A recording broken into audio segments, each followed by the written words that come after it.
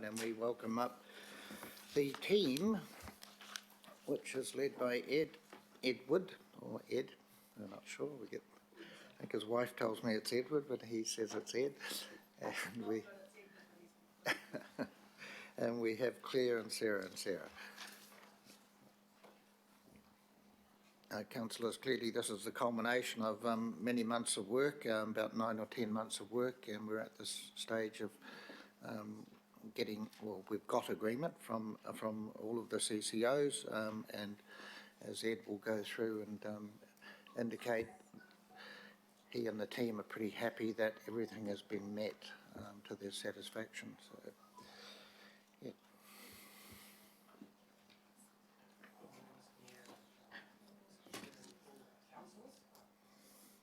Good, that's better. I thought I'd just start with a quick presentation about where we're at in this process, and also do a little bit of a look back at where we've come from over the last 3 years with the Statement of Intent process. So it's only 5 slides, so I won't take too much of your time. Just to start, a reminder about the purpose of Statements of Intent that's set out in the Local Government Act. It's about council as shareholders having strategic influence over our CCO partners. It's about getting the CCOs to set out their activities for the 3 years to come, but in particular for the year to come. And it's about providing a platform for measuring their performance. The process started back in late November, and that was actually a slightly innovative thing for this process. We actually came to you and sought specific resolutions about the themes and specific actions that should be included in the letters of expectation. We hadn't done that before, and I think that was quite a valuable thing to do because it gave a good basis for the Mayor when he started preparing those letters. They were sent in December 2018, and the next step is for the CCOs to spend the next few months drafting their initial statement of intent and providing that to us by the start of March.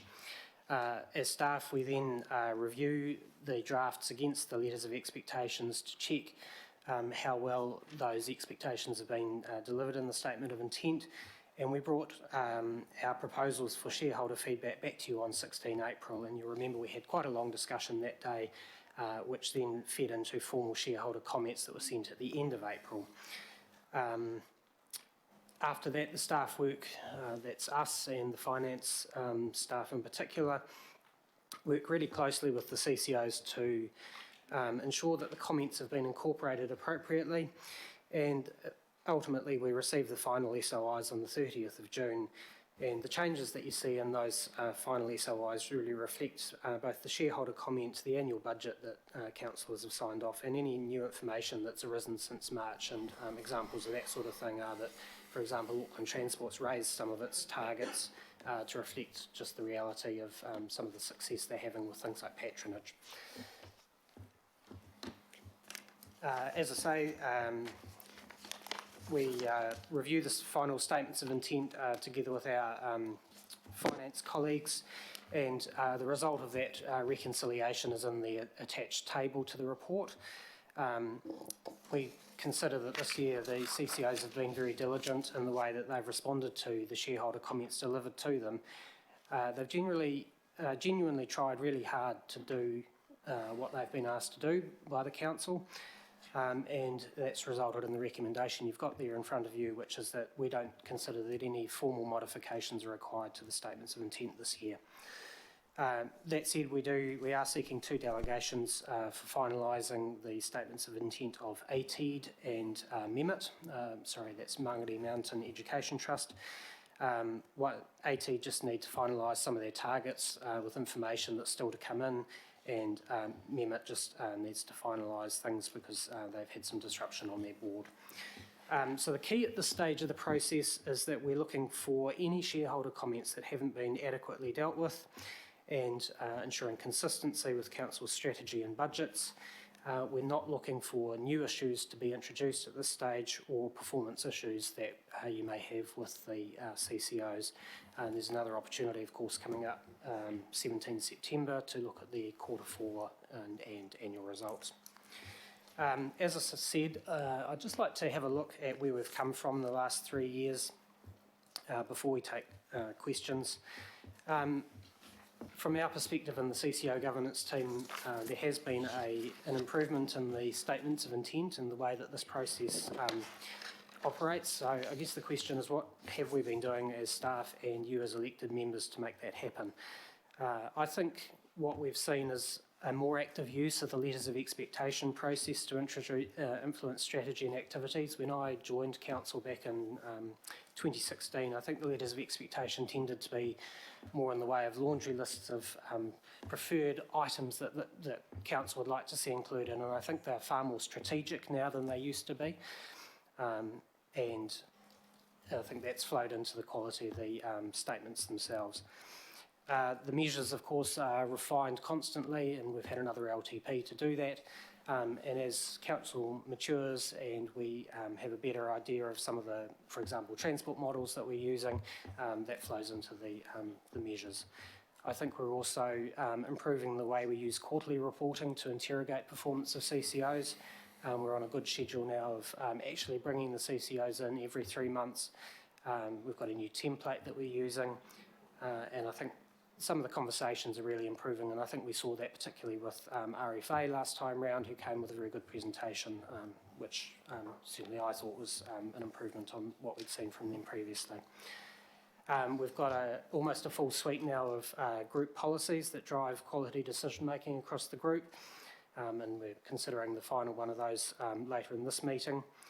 I've got a bullet point there about more active management. What I mean by that is, as staff, we are working very closely at times with the CCOs to make sure that these shareholder comments and the letters of expectations are met. I think all that's very good. I acknowledge that there's always more that can be done. The statements of intent are never perfect. And so we do have the statement of intent process review that's ongoing, and that will bring with it some options for continuous improvement and making sure that the statements get better over time. A final point I'd make is that I think there's only so much you can do through the formal documents, and at the end of the day, there's healthy relationships between the council and the CCOs and their boards that are really critical to driving good performance and ensuring that their performance matches our strategic priorities. And of course, it's those healthy relationships that will also help attract high quality candidates to both the boards and senior management of our CCOs. And just to actually ground it in a bit of reality, a couple of examples where I think we can see improvements. First of all, with RFA in their statement of intent, if I compare what you've got in front of you today with where we were at a couple of years ago, there's far more detailed financial information being provided. You can't see it, but on that table we've actually got breakdowns of different capital expenditure and renewals for different business units and even facilities that RFA has. That's Appendix A of the Statement of Intent. They've revised their strategic themes since March just to better align them with council direction. And there is a really clear commitment for the first time from RFA on page 16 of their Statement of Intent to really work with council on the big decisions, which I know is something that councillors have been really calling for. And speaking personally as someone leading the Cultural Heritage Review, they're playing a really constructive and cooperative role in that process. And the final one, before we turn it over to you, just in terms of Auckland Transport's Statement of Intent, it's got a very detailed strategic front end this year, which I think reflects council's priorities and direction that we've been asking for far better than it has in the 4 previous statements of intent that I've been part of. There's a detailed work program which was requested through the shareholder comments, especially in particular in regard the safety program, the integrated corridors, which is now called Connected Communities, and also the walking and cycling program. And there's some quite long and quite specific commitments to better engagement with council, which obviously was the subject of a recent workshop we had with them, and you can find that on pages 11 and 16 and 17. We've obviously got a discussion on Thursday at Governing Body about the Governance Framework Review, which is related to this issue. So I think there is that clear commitment there. Obviously work still remains to be done. I'm not saying it's by any means sorted, but I think the Statement of Intent this year provides a really good platform for improving that engagement.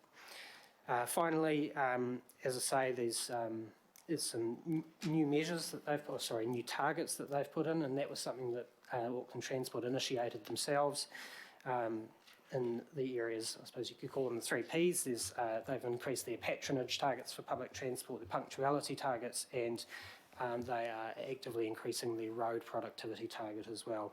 So I think it's really a credit to Shane and his team, the way that they've showed a real willingness to deliver through the statement of intent this year. So look, that's all I've got to say. Again, I just reiterate, I think that the CCOs as a whole have done a good job this year at really trying to respond to what you've asked for, and we do recommend that there's no need for any formal modification of the statements of intent. Thank you.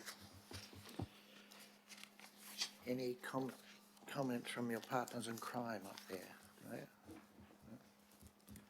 All good, right. Councillor Holes. I've just got a small one. It's water care on page 83 of ours and 12 of their report, and it's a really small issue. So number 3 at the bottom, where we talk about customer and stakeholder relationships. In the area above, we talk about the development of the water strategy with Healthy Waters and Urimu and other partners, and yet then in stakeholder relationships we just talk about water care will continue to collaborate with Healthy Waters and Auckland Transport to develop Auckland's water strategy, but they're actually working with Mana Whenua, with our research unit, with other parts of council. So I wonder if we could just change that to that we'll continue to collaborate with Auckland Council and other interests to develop the water strategy, because that's been one of the strengths of the water strategy, is that it is working widely. Yes, we can feed that later. Thank you. Councillor Cashmore, Deputy Mayor. Thanks, Mr. Chair. Well done, team. It's a long process, and I've often been critical of the process. That is, I think it's a little bit old-fashioned and staged. So I'll ask for a comment on that. Ed and team, I know the legislation set out that we have to do things this way, but this seems to be last century rather than modern best business practice in this day and age with alliance-type models. A comment on that. The second question is around the KPIs. And in all fairness to any business, the KPI has to be set only on things that they can directly affect, as compared to things they cannot change or cannot affect.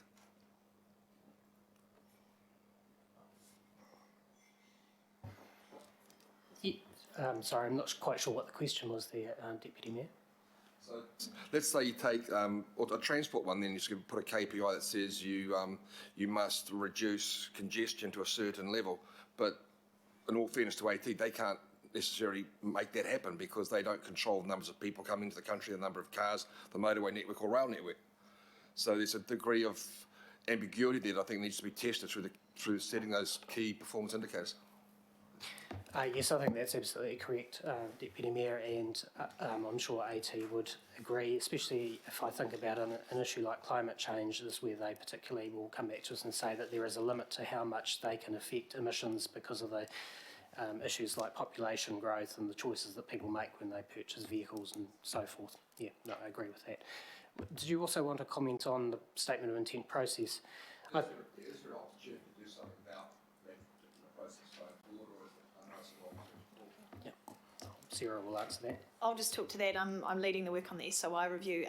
I think there's an opportunity, certainly through advocacy, on this, because it would require legislative change, given, as you said, the particular constraints we have, where these timeframes do not align to our annual planning and budgeting timeframes. It often means there's a bit of a disconnect. I think the CCOs actually manage it pretty well, but it does pose some challenges, especially when things have to get through their boards and then to us. So I certainly think, and when we come back to you on some of these options for improvement, I think advocacy to central government around some of this could be, or some flexibility would be welcomed and something we could advocate for. Thanks, Sarah. I wholeheartedly agree. And also, these are a lot better than what they used to be.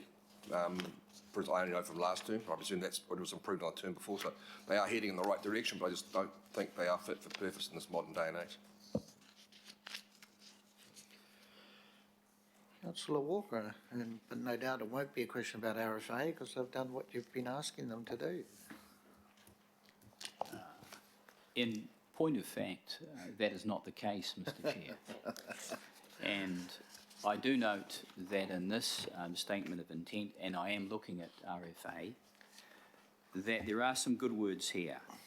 On page 181, will continue to demonstrate value for money across all expenditure, provide transparency on operating expenditure, and a strong focus on managing sensitive expenditure. And the critical words that I'm looking at there are around transparency on operating expenditure, value for money. And then if I look at approach to governance, act in accordance with the CCO governance manual and so on. And if I look at page 184, yes, it is useful to see a breakdown in the renewals across a number of the stadiums, specifically Mount Smart, QBE and Western Springs. Having said that, Mr. Chair, because of the sensitive expenditure, and in particular I'm referring to, let's take an example, the 91 million that they're proposing for a New Zealand cricket facility at Western Springs, which may never happen. I mean, that is still a possibility, and the shift of Speedway, which may never happen, and the consequent impact on Collindale Park. From my perspective, in terms of interpreting these words, I'm looking for cost and revenue and capital expenditure across those stadiums and other parts of the group, and I'm not getting that. And as it goes to business cases and plans, I'm also not receiving the material that I need to the degree that I require to exercise decision making, and I would suggest this council.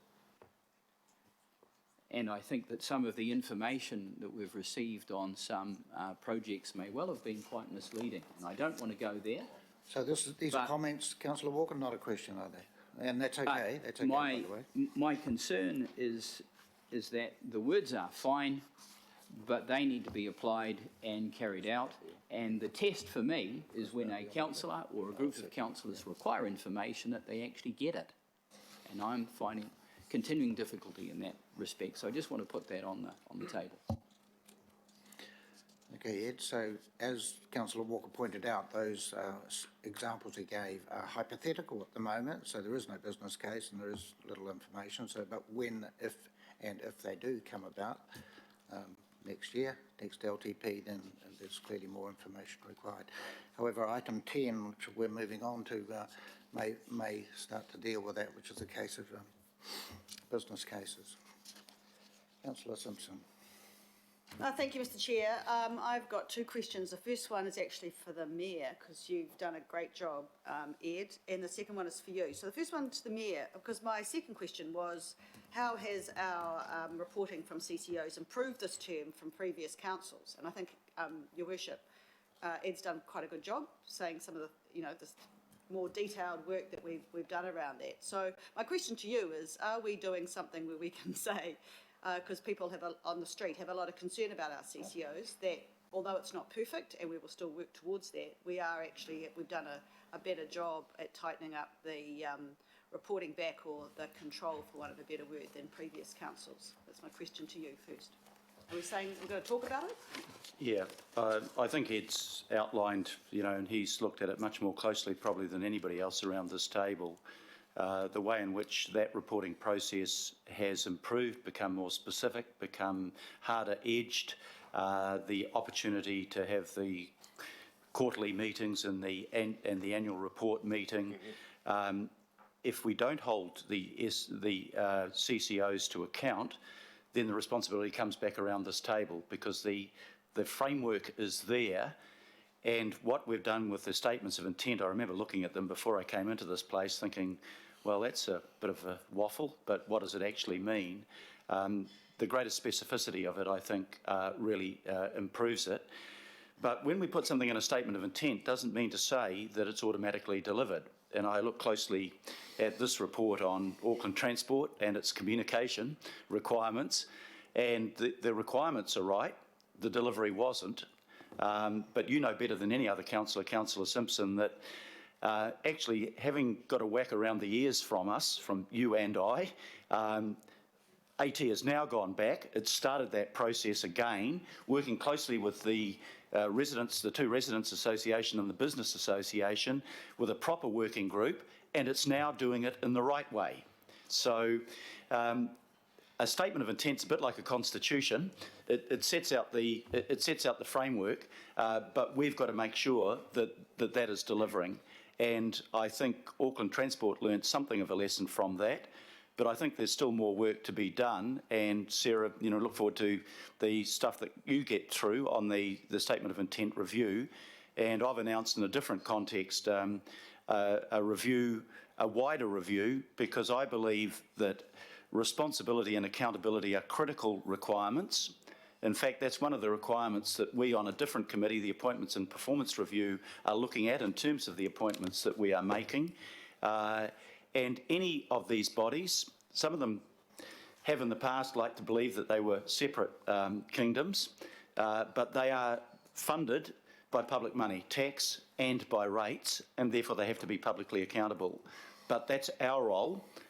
Let's see if we can get a better framework, maybe including a change in the legislation, but we already have in place, as Ed has pointed out, the mechanisms by which we can hold them to account. And you, Councillor, I think moved a series of recommendations last time that I seconded, because I thought that produced a greater level of accountability from Auckland Transport. Thank you. My second question, is on quite specifically on Auckland Transport, and it's on congestion. So the front page of yesterday's Herald had us sitting in traffic 85 hours per year. And as you know, one of the resolutions that I put up on Auckland Transport was around congestion. And I appreciate the Deputy Mayor's comments, because I think that there are things that they can do and there are things that maybe they can't. But at the end of the day, my question to you, Ed, is how does this SOI give Aucklanders confidence that AT will report on reducing congestion across Auckland when it only references, from my reading, quarterly reporting on 30 urban routes as part of arterial productivity? Through the Chair. Thank you, Councillor. Yes, as you say, the fundamental measure in the Statement of Intent and through our quarterly reporting at the moment is that measure of arterial productivity on the 30 urban routes. Of course, congestion is probably best seen as an overall picture, and I think as a council what we've done is shifted to a situation where we focus on not so much the movement of vehicles, but the number of people that are moving around, and that's where the whole picture of measures around the number of people on public transport and walking and cycling and so forth is also important. I acknowledge perhaps that it doesn't have the focus that might be wanted from Auckland Transport on congestion, and perhaps that's something that we could take up with them through their quarterly reporting, so that you get the kind of visibility that you would like. Just following a supplementary, if I may, through you, Mr. Chair. So, Ed, look, that was the intent of the resolution. So, yes, if you could just pass that on, I'd be very grateful. Thank you. Yes, I'll have a conversation with my colleagues over at Auckland Transport. Mayor Goff, you wish to comment Yeah.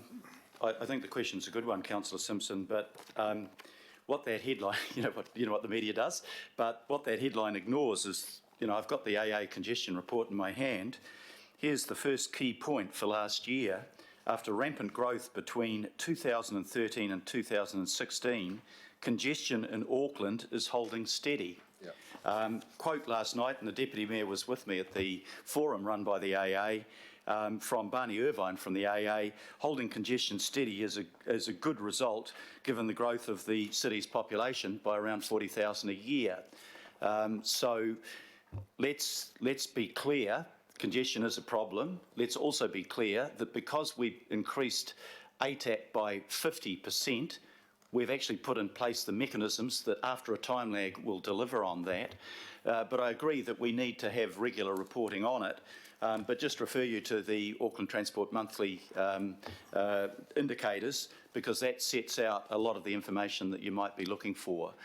We can hold AT partly to account for that, but of course it depends on how much money we vote them, how much money they get from New Zealand Transport Authority, and a whole lot of other things that we're doing, because when the congestion forecast is about, hey, it's going to get worse, it ignores things like this committee has made decisions on structure plans that when we develop a new housing estate in Drury or Warkworth, we also develop an industrial estate, so not unlike Pocono, people don't have to travel more.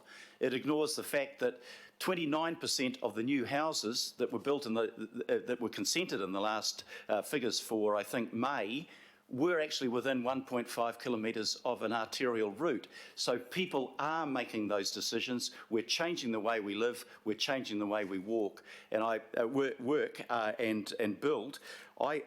I just think that we shouldn't get carried away with a headline. Yes, we have a problem. Are we ignoring that problem? Of course not. We're doing a whole lot of things, but Auckland Transport is only one part of the solution, so you can't put it all on Auckland Transport to say reduce congestion. They've got to work within the context that we create for them.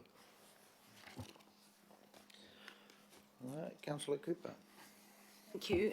Just two things. One is around road maintenance, and it's good to see there is a measure, road assets in acceptable condition, that they're actually measuring that now, which is probably one of the biggest issues that people complain about.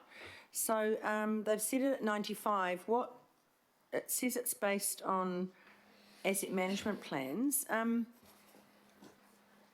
Is that, I guess we'll see whether that's achievable or not, but I actually don't think there's been enough emphasis on road maintenance, because yes, we have to have a focus on public transport.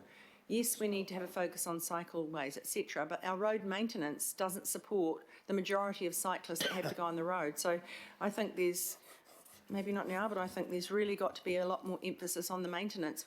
It's just not being done well. And we look at things like the smooth ride measurement.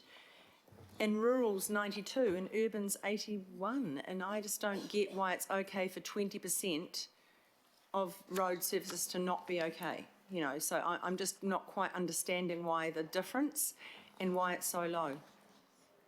That's page 67 on that value for money.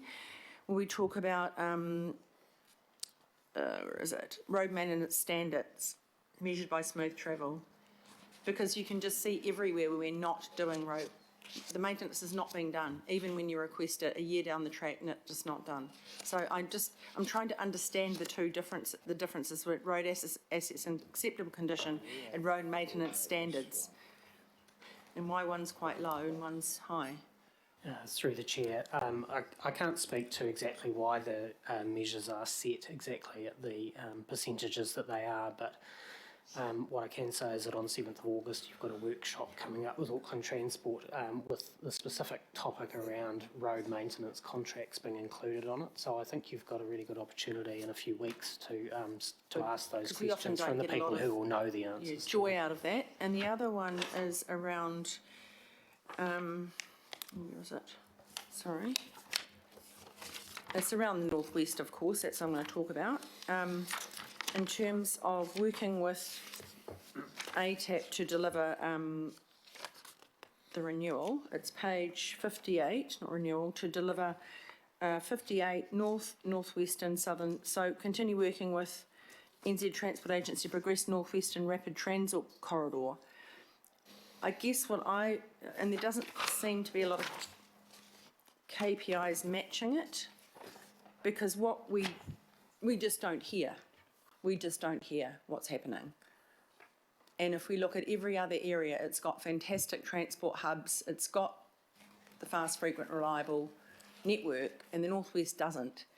And so I just don't see any progress other than some sort of promise 10 years out that we might get something from the government. And that's why we voted for the petrol tax, and we're getting nothing.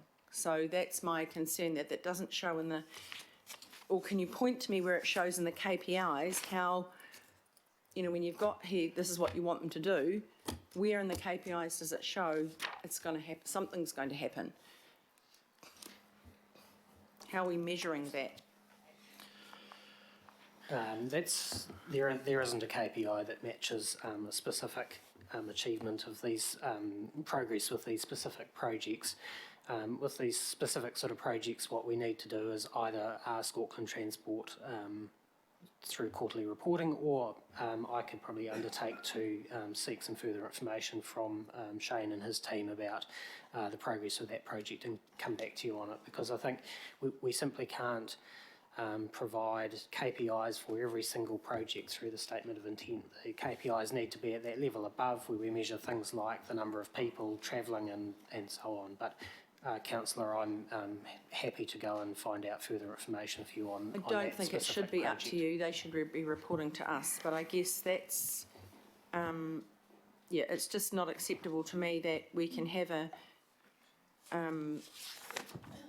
goal here, I guess you'd say, to do that, and you say, oh, there's several areas, and you report back, oh, it's happening in those areas, but it's one part of it is just not happening. And to let that basically cross-subsidise the action and say, yes, something's happening in that bigger level, but then it just doesn't happen in one part of it, and so, but stand on the work in the other areas. So I think that's something we'll bring up in the workshop. Thank you. Right, now councillors, I'm asking to see if we can get the workshop, which was set for 1:30, brought forward to possibly 11, if we can pull it all off, or 15:15 or 11:30. So I have Councillor Stewart, Councillor Hills, Councillor Fletcher, Councillor Bartley to speak on this. Okay, so I have Councillor Stewart, Fletcher, Bartley and Darby on this particular topic, and then we have the one item afterwards. Right. And Councillor Watson, so Councillor Stewart. Who's going first?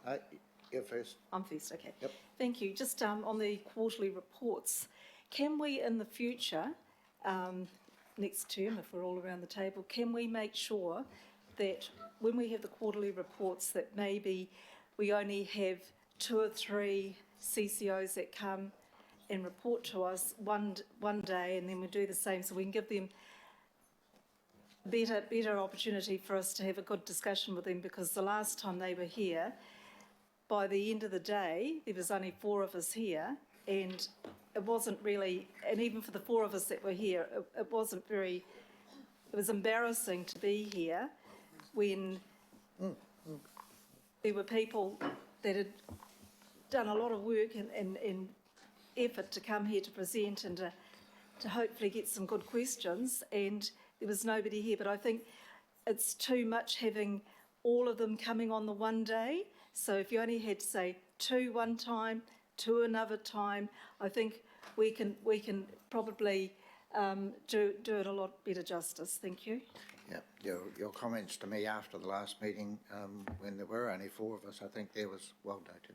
Yeah. Councillor Fletcher. Oh, thank you, Mr. Chairman. May I also add my thoughts in terms of the improvements that we are progressively seeing in terms of greater specificity and making this, I'm sorry, did I pronounce it wrong for you? I apologise. I welcome that, because I think that gives a little more substance, sorry, I'm really struggling with words today, substance for us to be able to work towards. May I ask just how your relationship and that with AT has been with with NZTA, because there has been a bit of ambiguity within NZTA. So I'd like to come to the point that the Deputy Mayor was making around, you know, we can't put KPIs forward unless they're ones that AT can have some measure of control. So what and how has the work program been with NZTA as we've worked up towards this document in its draft form now?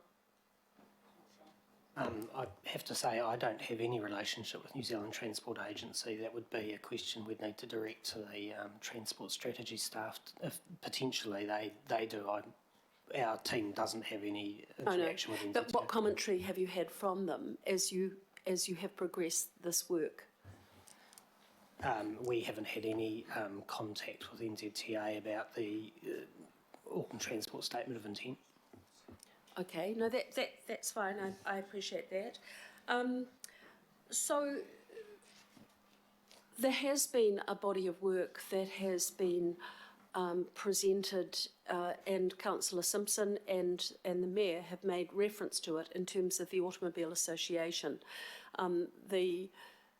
The point for me would not be reduce congestion, because I think there's a measure of unrealism within that as we're working forward. It's really about maintaining and not seeing it further deteriorate. So I'm interested in, you're not wanting any new subjects being incorporated today, and I appreciate that. But where are the opportunities for us to explore this in a little bit more depth? Those things that we do want to put out there in terms of just maintaining or no further deterioration with congestion, the types of measures that might actually go into that and the sort of details, because a reasonable KPI might be that we just maintain or see no further deterioration in the level of congestions that we have. Given the forecasts, given the projections that we've got of population growth, given the forecasts around car ownership and so forth, how might we give effect to that in a meaningful way, bearing in mind that we do want some specifics, that we can actually find some measures, and that might serve as a useful catalyst on other work, such as congestion charging, whether or not AT should be looking at some of that body of work, whether they should be looking at the timing of the implementation of some of these bigger projects. So it would be interesting to get your commentary on that, Edward. I think the answer to that question, Councillor, is all the normal processes that you as councillors have to influence the direction of Auckland Transport, and that obviously begins with quarterly reporting. It'll go into the next statement of intent process, where there's an opportunity to ask them to focus on different, perhaps different emphasis for the next coming year. Of course, probably the most important opportunity is the next long-term plan that will start next year. And with any long-term plan, there's a fundamental relook at what the measures should be for each of the CCOs. Obviously, you have workshop opportunities often several times throughout the year with Auckland Transport, so I think that's a really good opportunity to influence what kind of information they're bringing to you with. And obviously there's the statutory processes that Auckland Transport itself leads, such as the Regional Land Transport Plan, where we have a role in that as well, and commenting on what they're planning. So I think it's all those statutory processes, and especially the long-term plan. Chairman, I guess I would like to see some measure going into the future that we see no further. It's about maintaining and no further deterioration on the issue of congestion on those key arterials. I'm just wondering what your recommendation might be if I was wanting to see that being advanced. How would you suggest to me that that could be best achieved? I'm actually going to throw that back to Ed. I think what we can already see in terms of those key arterials is that the focus that we have given Auckland Transport is not so much, as I said earlier, the number of vehicles that drive on those arterials, but increasing the number of people that can travel on them by any means. And that's why we have a productivity measure rather than a measure of the number of vehicles. And I think that reflects just the focus that this council's had over the last 3 years on people movement rather than vehicle movement. As I said earlier, we could explore with Auckland Transport some other measures if you want to. But congestion's a notoriously difficult thing to measure, and so Look, I probably ought to stop there. It's I'm getting out of my depths. And No, I appreciate that.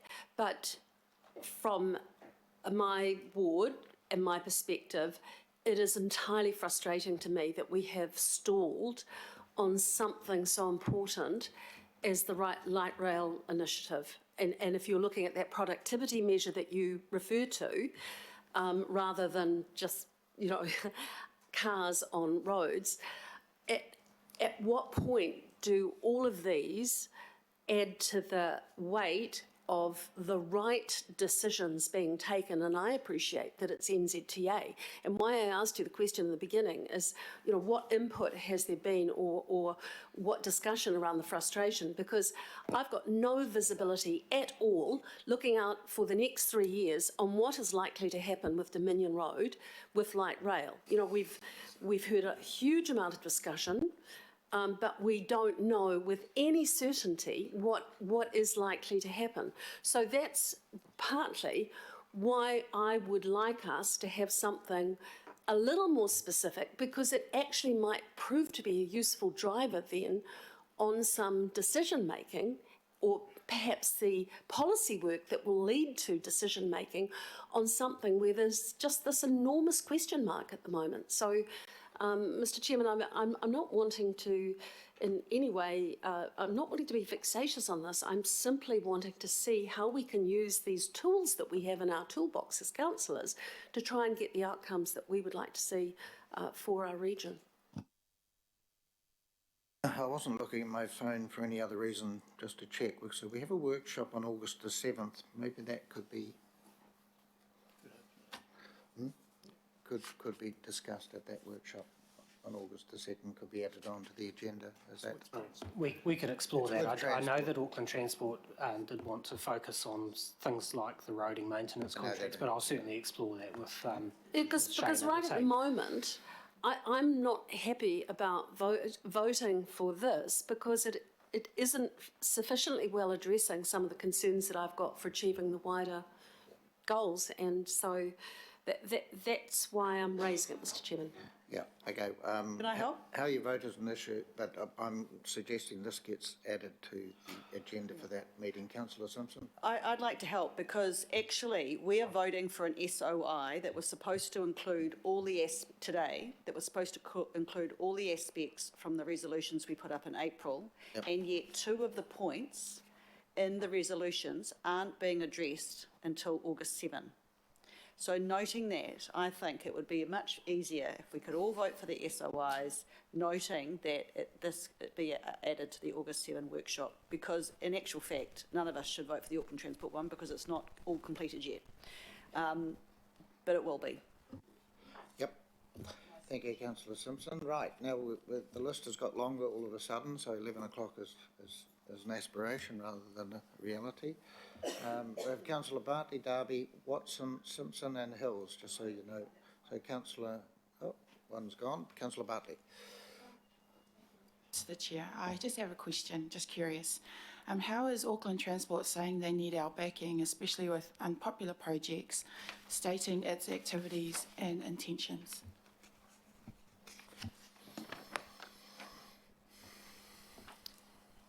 I'm sorry, Councillor, could you just try and rephrase the question? I'm not sure what you're getting at. I'm just referring to page 45 in our agenda, where Auckland Transport have said that as Auckland Council's delivery agency for transport services and projects, Auckland Transport needs Council's ongoing support and commitment, blah, blah, blah. This includes a well-informed backing of Council.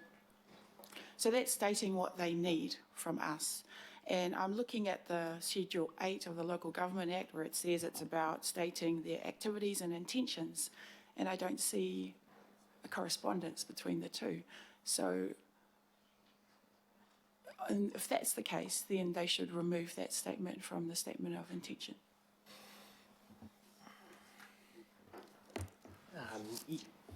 Yes, I could possibly agree that Auckland Transport has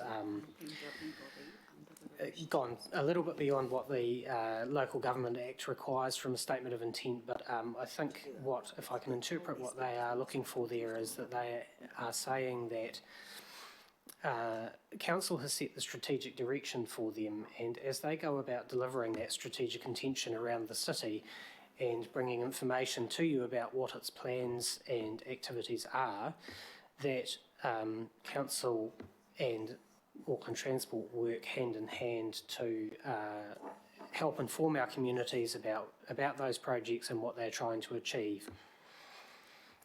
So it's just a call, I suppose, to say we're all in this together. Okay. I think it's cheeky. And I think it could be seen to hinder our role in holding them accountable. So, yeah, those are my thoughts about it. Councillor Darby. When you've finished questions, you can come to me if you like. Okay. Councillor Watson, questions or statement? Okay. Councillor Hills, questions or statement?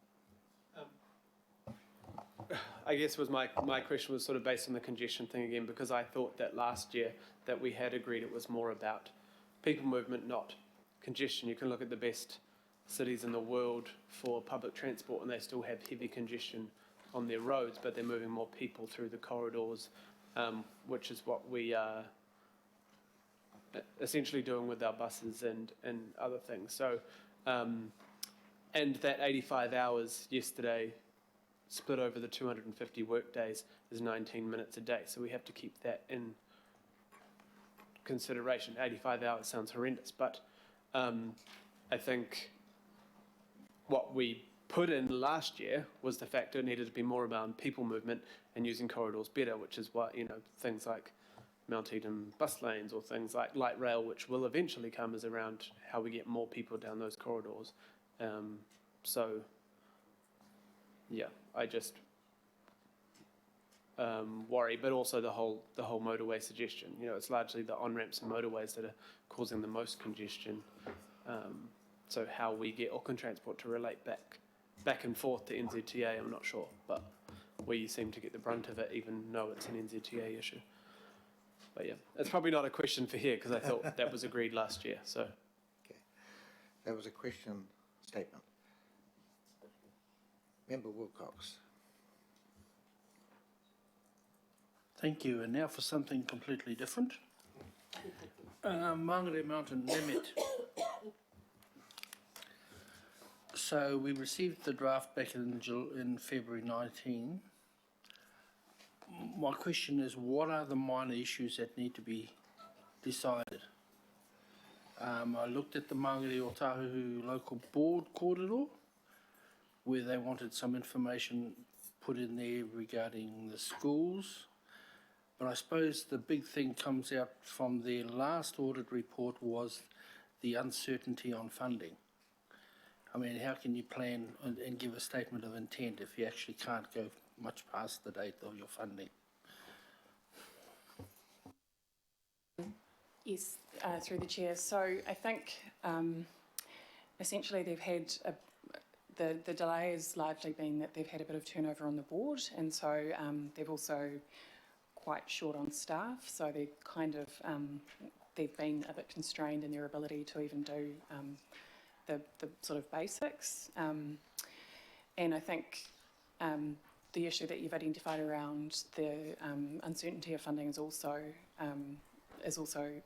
very pertinent, and that's why we it's likely that we'll be, as part of the kind of broader work we're doing on our non-substantive or community CCOs, we'll be looking at probably recommending going back to the drawing board about the governance arrangements for the organisation and its future, because I think it just really is highlighting that it's at the moment it's not necessarily working that well, and there's quite a lot of burden falling on what are volunteer trustees.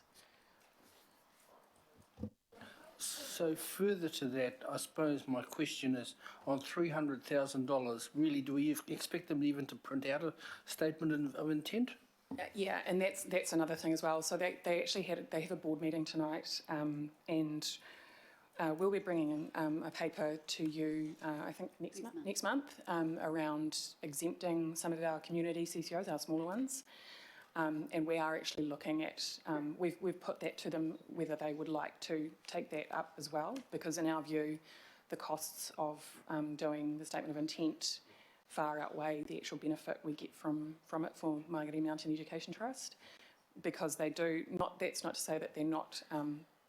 They don't need to be held accountable for that funding. They have a funding agreement which is quite specific, which we work with them to develop.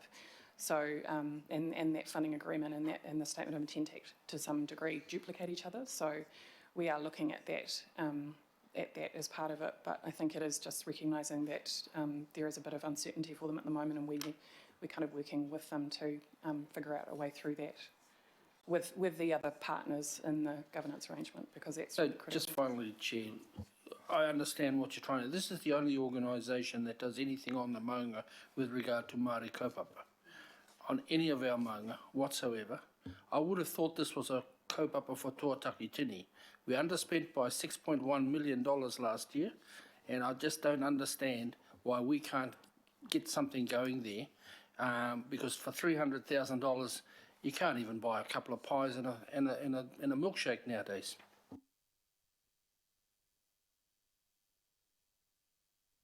Watson. Yep. I've just got a few general comments I'd like to make in terms of this notion of, I guess, accountability and performance, which drives the statement of intent. And it's not so much to do with all the words that are in here and all the various sections. It's probably more to do with this short summary statement you made, Ed, and that was at the end to say there's only so much you can do through documents. It's having healthy relationships that are most important. And I think that really gets to the nub of it as far as I'm concerned. You know, all the words are here. It's probably the case with most big organisations, whether it's education, local government, central government. All the words are always there if you want to ever go and search for them. It's the intangible that's a little harder to capture, and that goes to these healthy relationships. And I think specifically in terms of the sections of these statements of intent that are to do with community engagement, communication, perception, probably for want of a better word there, and really, from my view anyway, the gap between what's written and those real healthy relationships with the community and with councillors that are lacking. And I draw a bit of an analogy here to one of the, which I think has, you know, some semblance of comparison to the council. I think of the state of one of these big NRL clubs at the moment, St George Dragons. They're a big, strong, powerful, well-resourced club, quite a demanding community. They're used to success, they have high expectations, and their team's not delivering, and certainly in terms of their perception. The organisation itself is reasonably complex, like they all are now. You have your coach, i.e. a bit like the mayor. You have your board that governs. You have your different sections, your recruitment, player welfare, etc., and you have the playing squad, and you have your supporters. Now, there's all these different parts of this organisation. In terms of their perception, they're not delivering. They're not doing well. And you know, there's call for the first one. The easy target, of course, is always the poor old coach, but it obviously goes way beyond him. But the salient point that I'm really trying to make is that when they analysed this on TV, this one guy who belonged to the club said, "Well, who owns this? Who owns responsibility for our performance? Who owns it?" And there was no one. There really was no one to go. Everyone was doing their own little bit in their own little silo, but no one was taking responsibility for the performance of the club as a whole. No one was owning up for that. The easy answer, of course, is it's everyone's responsibility. You know, it's the mayor, it's the council, it's the CEOs, it's everyone. And that's an easy answer, but we all know that that doesn't really work because we don't have control over these various parts. So what I would like to see is more, and it's, I don't know if you can capture it in words, is more the sense of this healthy relationship that Ed alluded to. And some of our CCOs have it, well, in my view anyway. Watercare, in my view, they have good relationships with with the councillors. They obviously care about how they're perceived in the community. I see that up in our area where their public engagement, they're genuine, they go out of their way to talk to people, to get people on side. When it comes to educating us, they step us through projects. Their projects invariably are delivered on budget, on time.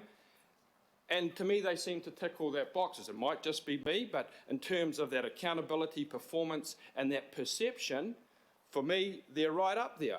I see other parts of our organisation, and poor old Auckland Transport are usually an easy mark in this, in terms of who owns the public perception of Auckland Transport, or Panuku, who takes responsibility for their perception in West Harbour, or Takapuna, who owns that, and despite all the obstacles that are put in their way, sees that's important and goes to address that.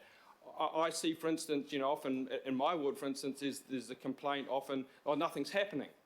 Well, there actually is a whole lot of things happening in transport, but the public aren't going to know that because no one even thinks to put up a little sign that they just opened up an extension to the park and ride, 150 spaces, it was a reasonably expensive project. That's what people are complaining about.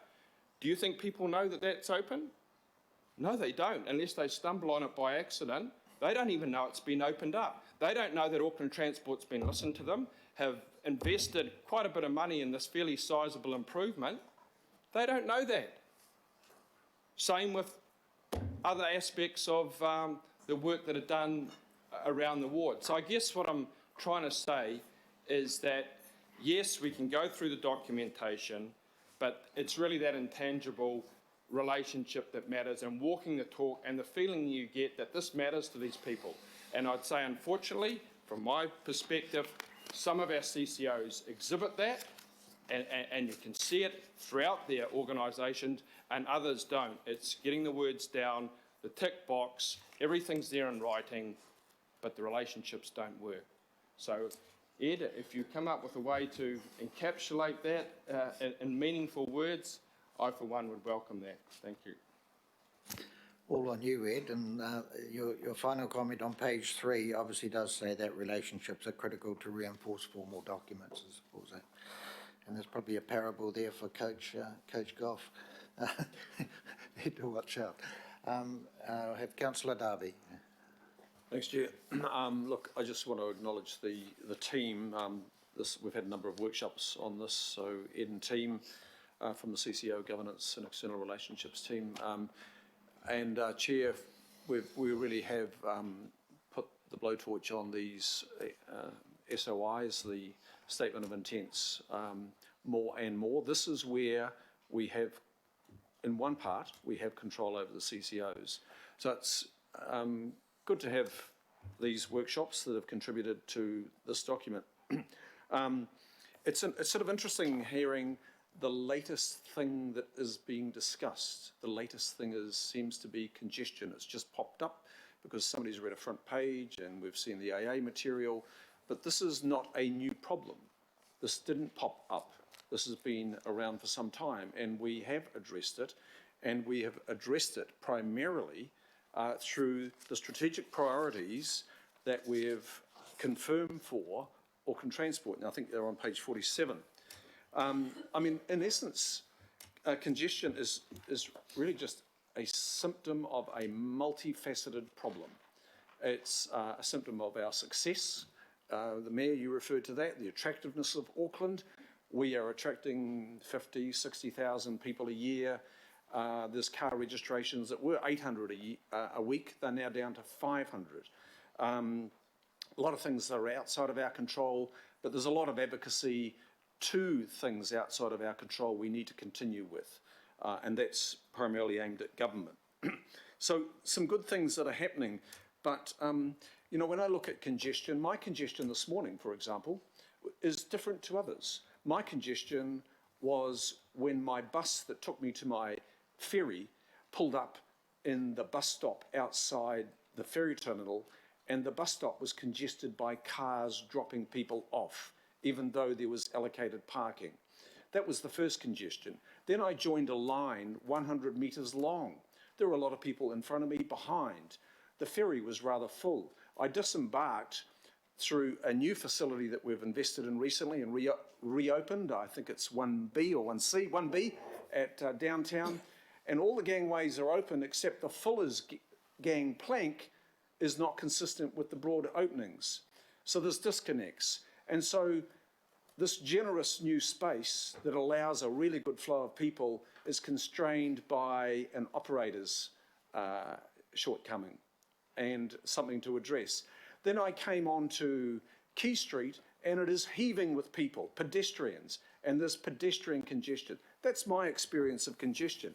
Others who were on the Northern Motorway this morning, they had fog and therefore they had congestion. And on the Southern Motorway last week, we had a lot of rain and therefore there was congestion. There are crashes that on average cause 37-minute delays on the motorway network when there is a crash. That's the average congestion created, 37 minutes of delay. A lot of things outside of our control, but a lot of things within our control that we cannot avoid.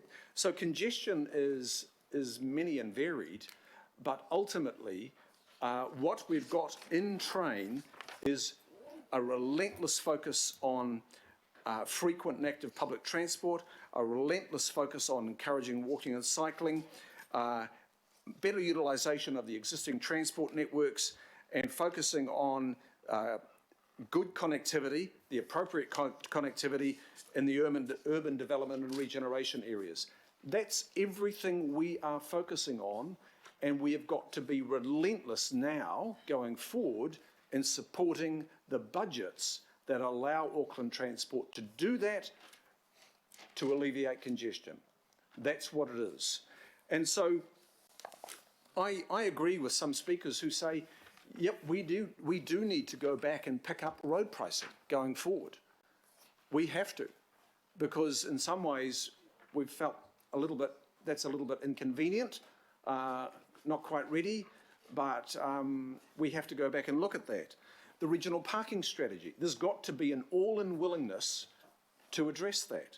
There's got to be an all-in willingness to back Auckland Transport's strategic direction that we confirm for them. Sometimes I sense that although we confirmed it, we relinquish ownership of those resolutions that confirmed it when it is a little inconvenient.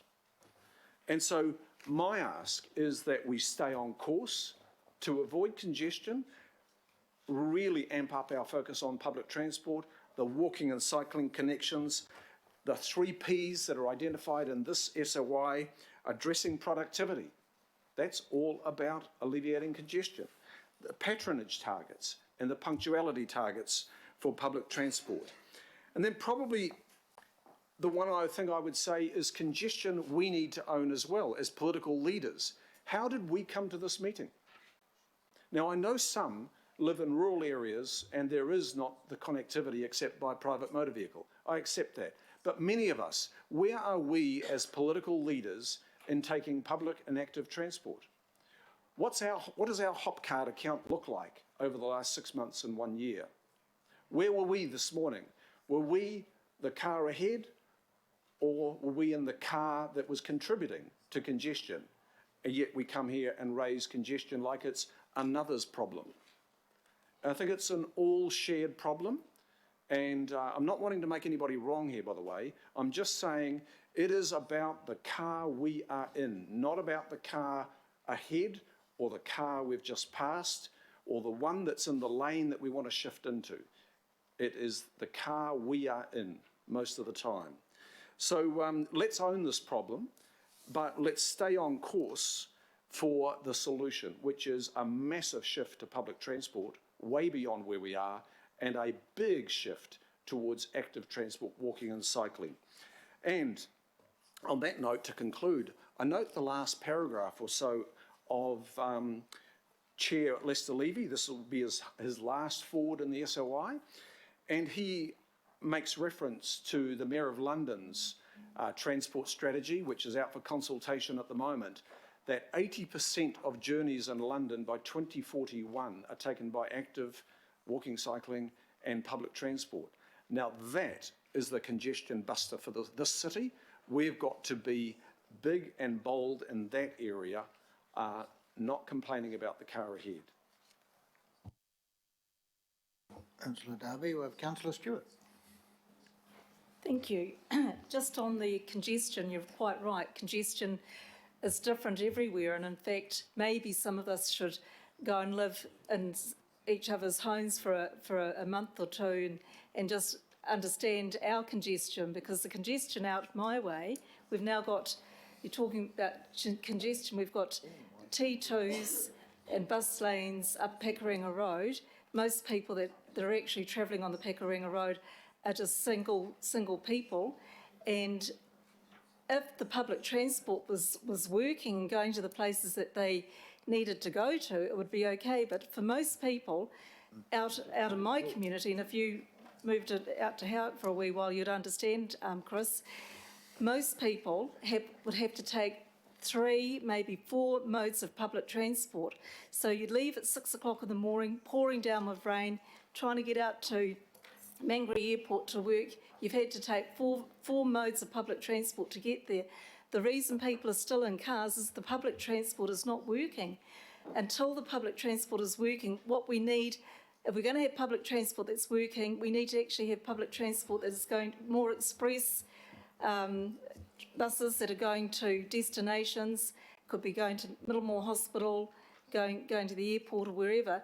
But at the moment, our public transport is really letting us down. I just used public transport last weekend, caught the train from New Lynn into the city with the grandchildren, and we thought we got a bus in, going to get the train back, but the train wasn't working, so we had to go and find another bus somewhere, and just about missed, nearly got a ticket for having a car parked too long because we couldn't get the train that we thought so the public transport is really letting us down, and until such a time that the public transport's working properly, we're going to have cars on the road.